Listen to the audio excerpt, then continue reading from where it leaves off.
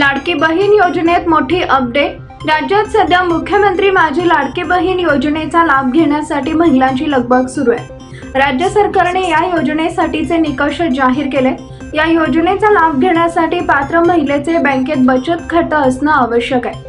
लाभार्थी महिला महाराष्ट्र राज्याची रहिवासी असणे आवश्यक आहे। महाराष्ट्र राज्यातील 21 ते 65 वर्ष वयोगटातील विवाहित, विधवा, घटस्फोटित, परित्यक्त आणि निराधार महिला तसेच त्या कुटुंबातील केवळ एक अविवाहित महिला किमान वयाची 21 वर्ष पूर्ण व कमाल वयाची 65 वर्ष पूर्ण होईपर्यंत या योजनेचा लाभ घेण्यासाठी अर्ज करणाऱ्या लाभार्थ्यांचे बँकेत खाते असणे आवश्यक आहे।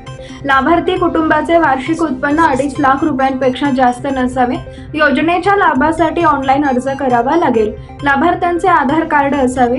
महाराष्ट्र राज्याचे अधिवास प्रमाणपत्र लाभार्थी महिलेकडे उपलब्ध नसेल तर त्याऐवजी त्या महिलेचे 15 वर्षापूर्वीचे रेशन कार्ड, 15 वर्षापूर्वीचे मतदार ओळखपत्र, शाळा सोडल्याचे प्रमाणपत्र व जन्म दाखला यापैकी कोणतेही एक ओळखपत्र प्रमाणपत्र ग्राह्य धरण्यात येणार आहे।